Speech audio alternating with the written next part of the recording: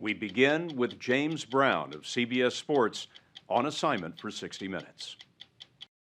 Before he became a symbol of animal cruelty, Michael Vick was one of the most electrifying players in American football. As quarterback of the Atlanta Falcons, he was the highest paid player in the league, and he pulled in tens of millions of dollars in endorsements.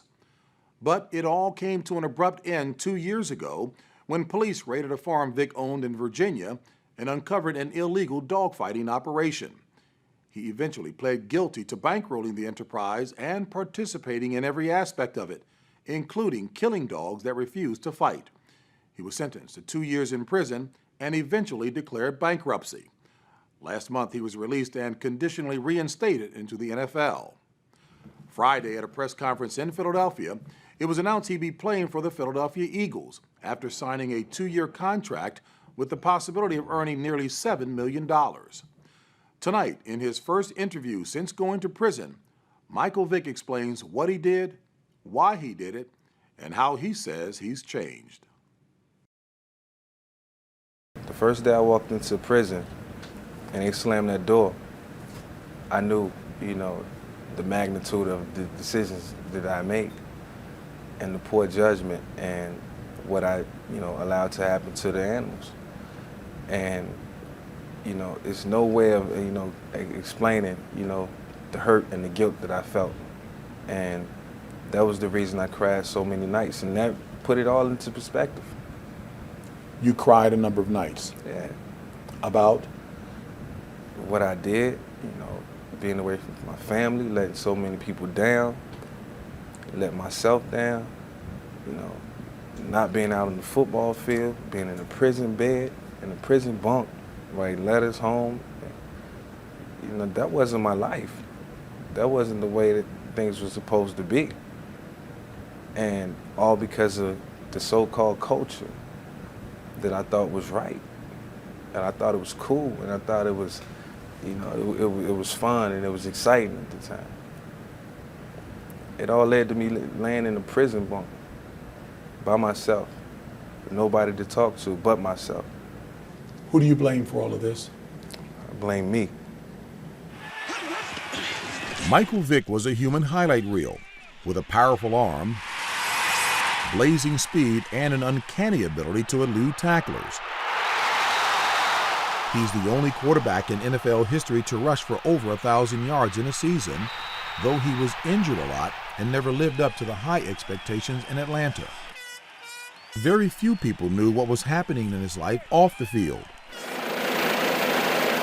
When police raided a farm he owned in rural Virginia in 2007, they uncovered an interstate dogfighting operation called Bad News Kennels. They removed 66 dogs and exhumed the bodies of 8 more. They also found dogfighting paraphernalia and a pit where fights were held. The dogs that were saved, raised and trained to be vicious fighters, are now being rehabilitated in hopes of being adopted, all at the expense of Vick, who was ordered by a judge to pay nearly $1 million for the effort. And the operation, Michael, that you pleaded guilty to bankrolling, to being a part of, engaged in barbarous treatment of the animals, beating them, shooting them, electrocuting them, drowning them. Horrific things, Michael. It's wrong, man. I don't know how many times I gotta say it. I mean, it was wrong. I feel tremendous hurt behind what happened. And, I should have took the initiative to stop it all, and I didn't. And I feel so bad about that now, and I know, that I didn't step up. I wasn't a leader. In any way, for those who may say it showed a lack of moral character because you didn't stop it, you agree or disagree? I agree. For 6 years, Vick ran Bad News Kennels with his childhood friends, breeding, buying, selling, and fighting pit bulls. Was there an adrenaline rush? Was it the sense of competition? What was it that gripped you about what you were engaged in with the dog fighting? Regardless of what it was. Do you know what it was? Don't even matter. Do you know what it was? I know why. I know why. And regardless of what it was and why I was driven you know, by what, you know, what was going on. You know, whether it was because of the competition or, you know, whatever it may have been. It was wrong. Were any of those reasons, though? The competition, the adrenaline? Yeah, Do you understand why people are outraged? I understand why. And I'm gonna say it again. Sick as me to my stomach, and it was, you know, the same feeling I'm feeling right now is what people was feeling. And the feeling you're feeling right now is? Disgust. Pure disgust. When did you arrive at that feeling of disgust, Michael? When did the light go on? When I was in prison. When I was in prison, I was disgusted, you know, because of what I let happen to those animals. I could have put a stop to it. I could have walked away from it. But you I could have didn't. shut the whole operation down. But you didn't. But and I why didn't. not? What was keeping you going? Not being able to say or tell, you know, certain people around me that, look, we can't do this anymore. I'm concerned about my career. I'm concerned about my family.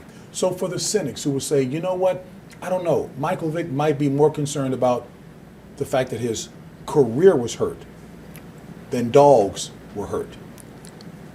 I mean, football don't even matter.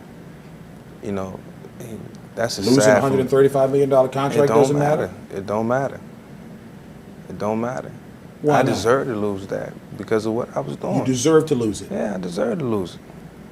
I deserve to lose the $130 million. Why would a guy who's making $130 million and, you know, on the flip side, you know, killing dogs or doing the wrong things, why would he don't deserve it? We met Michael Vick in Virginia. He wasn't allowed to cross state lines without permission from his probation officer. I know it's a challenge. He was accompanied by two men. Former NFL coach Tony Dungy, who has been asked by NFL Commissioner Roger Goodell to mentor Vick, and someone you might never expect, Wayne Pacelli, president of the Humane Society of the United States. Why would you put your reputation on the line in working with Michael Vick? I've visited a lot of prisons. That's something that I do. And I know that there are a lot of young men, especially African-American young men, who need a chance, who made a mistake, who did something wrong, who had a problem, but are looking to bounce back.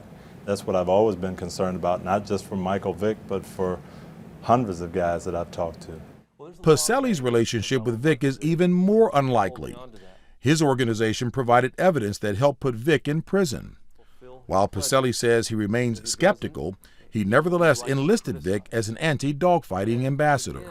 If we just punish Mike indefinitely and don't pivot to this problem in the communities where kids are victimizing these dogs and then going down a dead-end street themselves because there are no heroic dog fighters, we will not be doing our job. And I felt we needed to get involved and we needed to do some creative things to reach these kids. So that's why we have our community-based programs, and I'm really hopeful that Mike sticks with this and really reaches these kids because he can turn some of them around. I really do believe that. He needs no introduction, Michael Vick. Their first effort was in Atlanta last weekend, where Vick talked to children in neighborhoods like the one he grew up in. I encourage you to love your animal, your animals, or whatever whatever animal you have, whether it's a dog, a cat, it's a reptile, you know, if it's a horse. I encourage you to love that animal dearly and with all your heart. It's a message Vick says he never heard when he was a kid in Newport News, Virginia, where he was first exposed to dogfighting when he was 8 years old. I was introduced very young, so I didn't think it was wrong because I seen the older guys, you know, condoning it and then, you know, doing it. You shared with me the story about even the police riding through the neighborhood and seeing what was happening. Explain that situation. When they got out the car and seen that, you know, there was two dogs fighting, they got back in the car and they left. So that right there kind of made me feel like, okay, you know, it's not as bad as it may seem. We didn't think it was bad at the time, and, you know, that kind of put a stamp on it. We knew it was a huge issue before Michael Vick was prosecuted, but the public didn't know. We estimate there are 40,000 professional dog fighters in the country and perhaps 100,000 street fighters. We're talking about something that's occurring in every part of the country, rural and urban, white, black, Latino. It is an industry. What's the attraction? People enjoy watching these animals compete and fight. They get excited by the bloodletting. They gamble on the outcomes. The fights may last 10 minutes, they may last 3 hours. Dogs die from shock, they die from blood loss. They suffer if they survive the process to maybe fight again. All for what? When the allegations of dogfighting first arose, Vick made another monumental mistake. He lied about it to everybody: police, his family, his coaches, and to NFL Commissioner Goodell. I was scared. I knew my career was in jeopardy. I knew I had an endorsement with Nike, and I knew it was going to be a big letdown. I felt the guilt, and I knew I was guilty, and I knew what I had done. And not knowing at the time that, actually telling the truth may have been better than, not being honest. And it backfired on me tremendously. This has been a difficult week in any respect. He told us one of his biggest mistakes was lying to Atlanta Falcons owner Arthur Blank, who bet the future of the franchise on the young quarterback, awarding him the largest contract in the history of the NFL at the time, $130 million, and stood by him as the charges piled up and Vick fell from grace.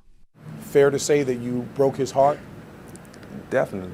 How did that make you feel, given that he was still sticking with you when everybody else turned their backs on you? It was, I can't, describe the feeling. The hurt deep inside, hurt that I never felt before.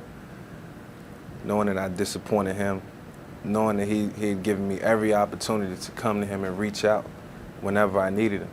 And he cared about me, and I took it all for granted.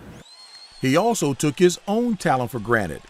Known for traveling with a large entourage of friends from Virginia, going on wild spending sprees, not focusing on football. You know what your reputation was like when you were playing? Yeah. What was it? I was lazy, last guy in the building, first guy out. I know that. I hear everything that people say. And that hurt me when I heard that, but I know it was true. It was true? It was true. I think everyone looked at it that way. A tremendous athlete, tremendous talent, very, very gifted guy who relies on his natural ability. He was exciting and probably didn't scratch the surface of his potential. And he and I talked about that for a long time in Leavenworth. He talked about not working out, not training, not studying, kind of taking things for granted, the gifts that the Lord had given him, just really living on that and not working at it. Just reached the point in my career where I just totally lost touch, with my Lord and Savior. And, I thought I could do it on my own. And I couldn't, so I had to resurrect that back into my life. Now, most people who get in trouble, all of a sudden they find God. Yeah. And you say? It's the only way I made it through prison. It's the only way I can live life. It's having faith and believing in the higher power, believing in God. Vick has also put his faith in the hands of a powerful group of attorneys, agents, and media advisors who are trying to rehabilitate his image and resuscitate his career and help him through interviews like ours. Michael, is this you talking or the Vick team of attorneys, image shapers, and the like? This is Mike Vick. People will see my work out there, my work in the communities, and my work with the Humane Society, and how I really do care now, how I care about animals. And a lot of people will be watching.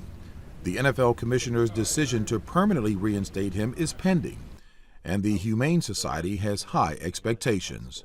Michael is somebody who needs to continue to demonstrate a commitment to this issue. I told him that we were not interested if this was going to be a flash in the pan involvement. And if Mike disappoints us, the public's going to see that. So it's not going to reflect badly on me or the Humane Society, it's going to reflect badly on him. Will you be committed to all that you said, that folks are hearing you say today? Still. And I'm going to let my actions continue to speak louder than my words, and I'm going to still be involved in the community now, because I still, regardless of football, will have a voice and can have an impact on kids, because I'll be a living example of what not to do.